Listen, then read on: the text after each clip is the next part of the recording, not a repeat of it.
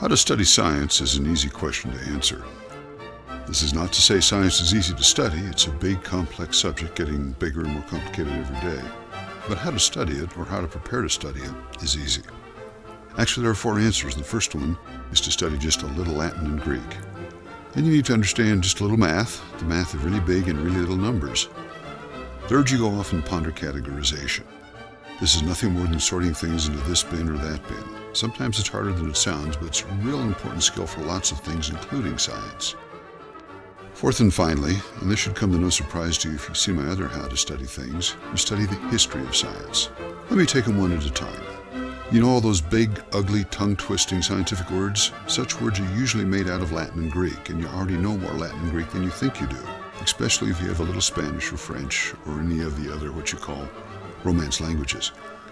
Let's take one such word, Phanerozoic, and see where it takes us. It's one of those dinosaur words. It refers to a geologic eon that got started a long, long while back. It's actually the one we live in now. It comes from the Greek phaneros, meaning visible, and zoic, having to do with animals. Zoic, zoo, animals, right? The Phanerozoic eon started not quite 1 billion years ago, actually about 600 million years ago. Can you wrap your brain around 1 billion years? Maybe thinking about 1 million is 1,000 times easier, because 1,000 million is 1 billion. No, not any easier? Well, don't feel bad. Unless you have $1 billion or even 1 million, these numbers are pretty abstract. This is where knowing a little math comes in handy, especially the math and the notation of really big and really little numbers. As an example, the Big Bang kicked off about 15 billion years ago.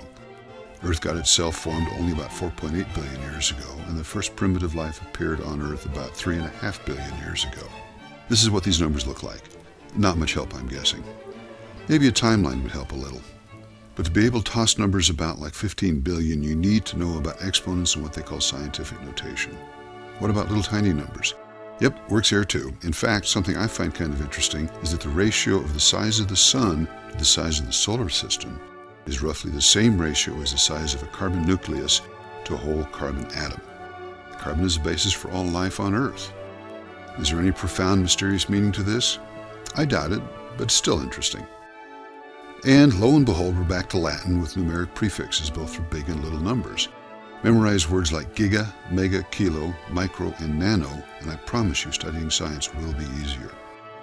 The next trick to studying science is to get real comfortable with this categorization stuff. This is kind of a fancy dang word for sorting things into one pile or another. The actual sorting is the second step. First comes thinking up good labels for the piles, or understanding why somebody else, the scientists, for example, came up with labels for the piles that they did. I actually teach categorization when I help my students with their writing.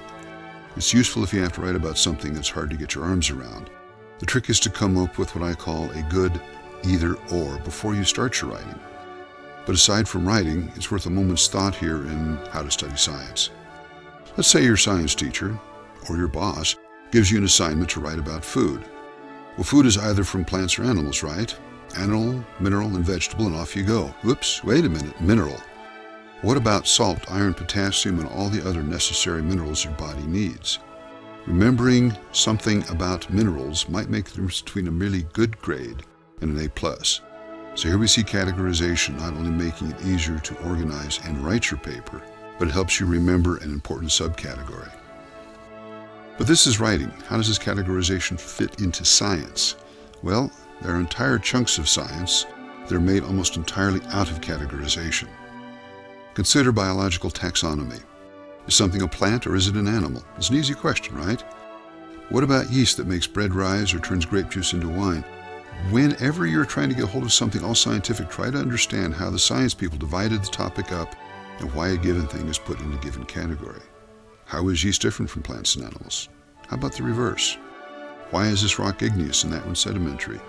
What makes this tree deciduous and not coniferous? Is a car crash all about kinetic energy or more about potential energy? And by the way, you should be hearing Latin and Greek in all these words and categories. Let's go back to the Phanerozoic eon. Scientists divide way back time in the Pre-Cambrian and Phanerozoic eons. We know the Phanerozoic means visible life or visible animals, right? So the Pre-Cambrian means invisible animals? No. Up until what they call the Cambrian explosion, life was really tiny, single cells and such. Okay then, Well, this is a reasonable categorization, a useful, understandable this or that. Tiny life and big life, right? Now, I want to take just a second and tell you I'm not a paleontologist. I'm not into things that happened millions of years ago to any excessive degree. I just like the Phanerozoic thing because it sounds all scientific, and it's a really good way to demonstrate my 4 tips for studying science. Now, while we're about it, let's do a quick review. You study science first by learning Latin and Greek, next by reviewing really big and really little numbers, exponents and what have you. Then you'll hone your categorization skills, and as an added bonus, this will help you with your writing.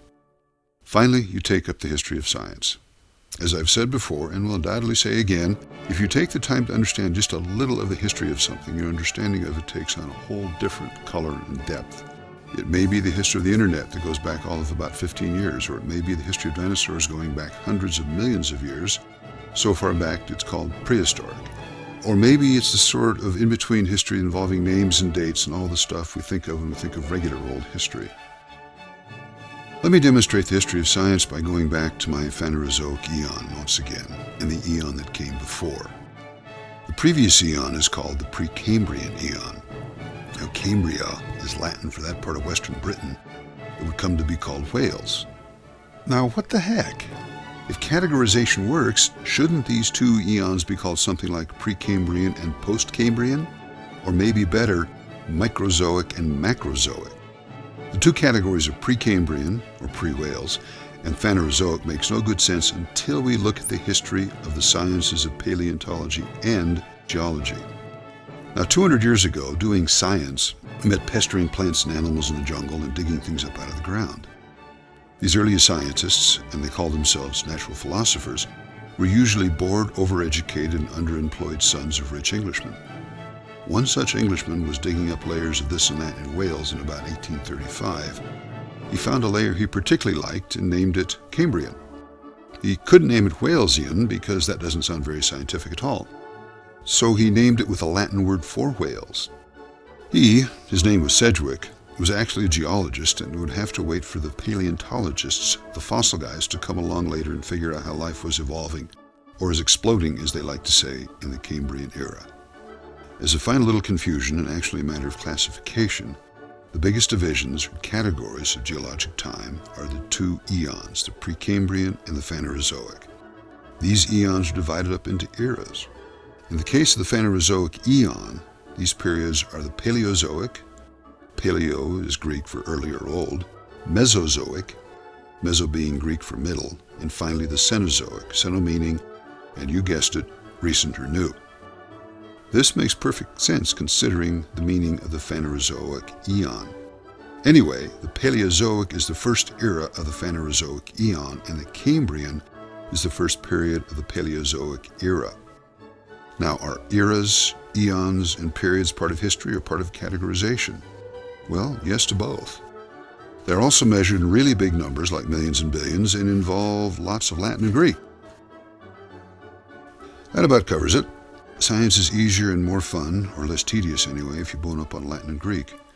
This is often just a matter of connecting some word or words you use every day to its Latin or Greek meaning and you're good to go. Make sure you can keep track of really big and really little numbers. You might need to have someone explain exponents and scientific notation to you, but the people that are good at math delight in explaining such things. Get in the habit of looking at things as fitting into one category or another. And finally, learn a little history. Let me know what you think. If you have any questions or think I got something wrong, send me an email. And thanks for listening.